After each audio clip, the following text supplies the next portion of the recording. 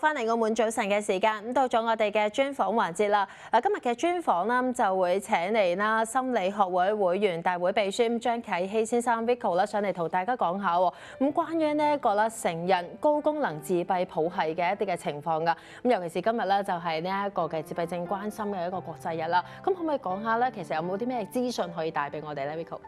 咁的確係啦，今日係4月2號係國際自閉症關注日嚟嘅。咁其實喺上年嘅澳門早晨入面咧，我有初步簡單介紹介紹下自閉譜系嘅一啲資訊啦。咁但係今日咧，我想特別提及一個好容易被忽略嘅隱形啲嘅群體，高功能自閉譜系嘅成人啦，係啦。咁其實過往呢個社會都認為呢個自閉譜系通常都係同小朋友有關嘅喎。咁但係咧，其實佢哋會大個㗎嘛，而且而家喺醫學上面，其實呢個自閉譜系係冇辦法完全被治癒嘅，係啦。咁但係其實佢哋會帶住呢啲嘅障礙去成長啦，而且佢哋進入咗社會之後，挑戰咧就唔係好似我哋所謂嘅發展指標，可能係你幾多歲識講嘢啊，你幾多歲識揸筆啊，而係生存上面嘅適應啊。係啦。咁當佢哋真係進入咗社會之後咧，其實佢哋嘅問題啦，或者一啲嘅狀況都會持續嘅。咁而家係國際嘅呢啲嘅自閉症嘅一啲嘅支援服務上面啦，開始逐漸去關注呢一個群體嘅成人嘅需要嘅。嗱，啱啱聽你講啦，高功能咁可能啦，大家都家庭觀眾未必會了解，其實高功能係咩嘢？嗱，自閉症我哋其實咧都成日聽啊呢個詞啦。咁但係高功能係點樣咧？係咪代表住佢哋喺智力上面咧係比一般人更加強咁嘅意思咧？定係點樣咧？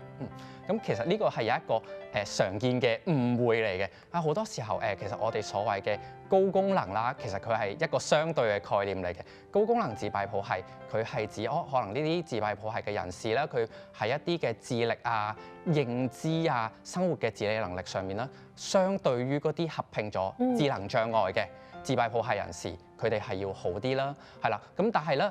其實佢哋進入咗呢個社會或者佢哋長大之後咧，其實依然都係有好多唔同嘅問題要去面對啦。咁當然啦，其實佢哋入面啦，呢個群體入面咧，的確係有一啲智力高過我哋常人嘅，或者係某一定嘅領域有一啲天分嘅，譬如係藝術啊、資訊科技啊。咁但係咧呢啲嘅天分其實喺呢個群體入面咧係非常之少見嘅。大部分人都係所謂嘅平凡人咁樣嘅，佢哋都係需要一啲係醫療啊、社區啊、生活啊，甚至係一啲心理上面嘅支援嘅。所以我哋咧都要多啲關注佢哋啦，咁啊即使唔知道佢哋係咪天才又好啦，或者係點樣啦，喺生活上面啦可以多啲咁樣關心呢一個族群咧，其實都係我哋咧社區好重要嘅一部分啦。嗱，啱啱咧你係提到啦，一啲嘅自閉症嘅人士啦，好多時候譬如可能去到成年嘅時候啦，先至會發現喎。其實而家政府咧好多啦都係早介入啦，或者係篩查方面。咁其實點解會佢哋咧有啲去到成人先至發現有呢個傾向咧？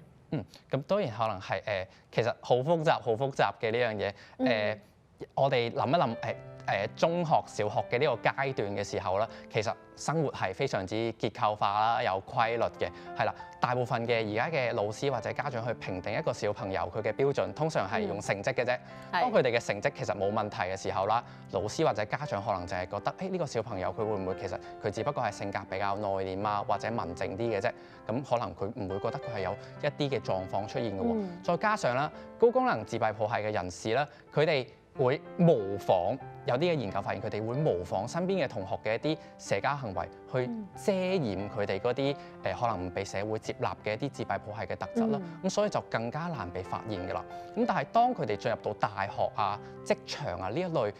環境嘅時候啦，因為社交啊，任何嘅嘢都變得好複雜。咁喺呢啲咁複雜嘅環境之下，其實佢哋以往嘅一啲策略可能係唔係咁 work 㗎啦。係啦。咁所以喺呢個階段，佢哋可能就會浮現出一啲過往未被觀察到嘅自閉譜系特質啦。係啦。咁有啲嘅人咧喺呢個階段，佢哋可能會尋求一啲專業嘅心理嘅評估啦。咁評估完之後咧，可能就會發現佢哋原來佢哋咁多年嚟同群體格格不入嘅原因係因為佢哋帶住呢啲自閉特質成長。有時我哋咧就會譬如喺度諗，會唔會係比其他人有少少特別咁咧？可能係已經喺一個大群體裏面生活啦，只不過會覺得自己可能係同其他人有少少性格上面有啲不合啊咁樣啦。咁但係你啱啱提到嘅模仿其實係點樣咧？可唔可以講多少少咧？點樣可以模仿到連自己都唔知道自己有呢個傾向咁樣咧？係啦，咁模仿人哋嘅行為啦，或者叫做去發展一啲掩飾自己自閉特質嘅一啲能力啦。其實而家係喺自閉症嘅呢個研究啊，羣體入面非常之關注嘅一個能力嚟嘅。佢叫做 masking，就叫做社交掩飾。咁我哋可以 mask 佢嘅意思係一個面具啊嘛。咁我哋可以諗一諗，我哋如果每一日都戴住一個社交面具出門口嘅時候，咁其實對於我哋嘅心理嘅狀況可能係唔係咁舒服。我哋長期都喺度扮演緊人哋喎，係嘛？然後之後，我哋發現特別係女性嘅自閉譜系嘅人士咧，佢哋呢個 masking 嘅能力係更加之厲害嘅。佢哋可以發展出一啲好完美嘅社交劇本去應付呢啲社交嘅羣體啊、社交嘅場合咁樣啦。咁但係咧雖然呢個可以令到佢哋睇落去同呢個群體match 啲啦、合啲啦，咁但係咧後邊嘅代價係一啲好巨大嘅心理耗能啦。咁但係如果當佢哋冇好好處理呢啲心理耗能嘅情況，其實佢哋呢個群體患上一啲憂鬱啊、焦慮嘅情況都相對嚟講係比較高。咁譬如話啦，咁啊其實咧，譬如對於佢哋生活上面會有啲咩嘅負擔咧？係啦，咁其實就係可能我啱啱講到心理上面嘅負擔啦，係非常之多嘅。即係我哋而家研究自閉譜系嘅成人嘅群體咧，發現其實心理嘅支援係比起一啲可能職業嘅職能嘅支援啊，或者語言治療嘅支援係更加之重要嘅喎。咁有冇啲乜嘢嘅應對方法啦？嗱，譬如啦，佢哋已經係一個可能係一個群體裡面啦，工作緊啊，或者生活緊啊咁。咁啊，當佢哋發現有問題啦，咁佢哋可以點樣去面對？有冇啲具體嘅方法可以幫到佢哋咧？咁我講嘅話，可能呢個群體入面咧，佢哋好多時候會合併咗一個叫 ADHD 注意力不集中嘅問題啦。咁我哋而家佢叫做 AUDHD 啦，就係自閉譜系加呢個注意力不集中嘅一個問題啦。咁點樣可以去自閉呢個係注意力不集中嘅應對方式啦？首先我會俾一個建議嘅就係好多時候佢哋注意力唔集中嘅原因係因為同一啲感官嘅挑戰有關啦。咁所以咧佢哋可能對某啲嘅材質啊、某啲嘅燈光啊係比較敏感啲嘅喎。咁所以我喺改善嘅方案上面就係控制呢啲會令到佢哋唔舒服嘅一啲刺激啦，然後之後再發展出一啲外部嘅支援策略，譬如就係我用呢個 app 去提醒我今日要做嘅嘢啦，去彌補翻我啲專注力記憶上面嘅一啲嘅缺口。咁譬如啦，喺佢哋啦，面對咁多嘅挑戰啦，咁喺佢嘅心理特質同埋工作表現上面啦，咁有邊啲嘅獨特嘅優點或者係優勢咧？嗱，我哋成日睇話，其實自閉人士需要關顧啊，但係其實佢哋都會有啲優勢，可唔可以講下其實我哋點樣咧？其實而家國際上面好多嘅大企業，譬如一啲嘅 Google 啊、Microsoft 啊、JP Morgan 呢啲嘅大公司，佢哋都會主動去招聘呢啲自閉譜系嘅人士去做一啲專業嘅工作嘅。譬如我有聽過啦，有公司會請自閉譜系人士做一啲電子工程嘅一啲品質嘅監控，因為發現其實佢哋對於一啲細節嘅處理係非常之敏鋭嘅，係啦，咁就請佢哋翻嚟做呢啲嘅專業嘅工作啦。再加上其實有啲嘅研究啊，或者有啲嘅企業嘅僱主就發現其實佢哋對於工作都係比較忠誠嘅。當佢哋適應咗呢個工作嘅環境之後啦，佢哋嘅流失率好低嘅，佢哋對公司好忠誠啦。咁對公司嚟講，其實係一個核心嘅穩定嘅戰力嚟嘅，係啦。咁其實呢啲都係佢哋嘅優勢咯。其實咧每個人都有佢哋嘅優點啦，點樣可以喺當中啦發掘佢哋，利用佢哋嘅特質去做好呢一件事咧，其實都好重要啦。咁譬如啦，從呢一個心理嘅專業人士啦，去到分析啦，我哋可以點樣去幫助佢哋，或者係我哋咧有乜嘢嘅可以令到呢個社會更加關注佢哋咧？咁既然今日我哋係講呢個成年嘅自閉譜系嘅人士啦，咁其實社會或者可能一啲相關嘅家長其實都非常之關注佢哋未來啊職業嘅一啲嘅就業嘅一啲問題啦。咁其實我自己私底下都係有做緊呢方面嘅一啲服務啦，係啦。咁我就想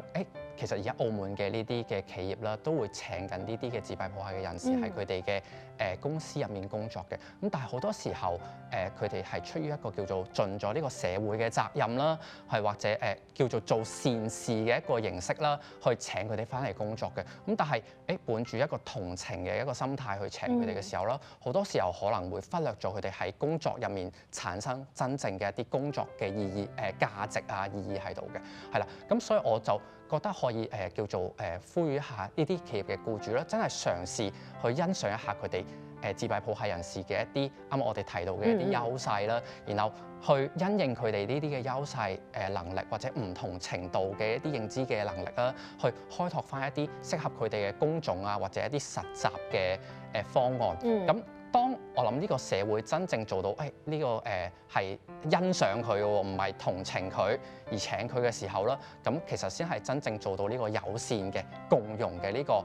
社會啦，同埋呢啲職場嘅環境咁樣嘅。好好利用佢哋嘅專長同埋特質啦，咁就可以啦喺工作上面，無論啦生活上面啊，又或者係啦佢哋喺呢個社會上面啦，都可以更加咁樣發揮自己啦。咁去到最後啦，有冇啦啲資訊啦可以俾大家了解下嗱？因為咧多分了解就會少一分誤解啊嘛。嗱，啱啱講到啦，係要接納佢哋咧，又或者係多啲啦，從一啲嘅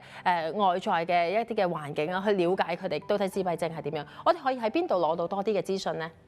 其實而家喺澳門嚟講啦，有好幾個局都有嘅，即係衛生局啊、社工局啊、教青局，其實都有唔同年齡嘅自閉譜系嘅一啲支援啊、一啲資訊係提供翻俾大眾嘅。咁當然係一啲社區嘅叫做呢啲非營利嘅服務機構啦、NGO 啦，其實都會提供咗好多嘅資訊嘅。尤其是今個月啦，我哋係國際聯合國設立嘅一個國際自閉譜系嘅關注日啦。咁其實我而家目前見到好多嘅 NGO 佢哋都有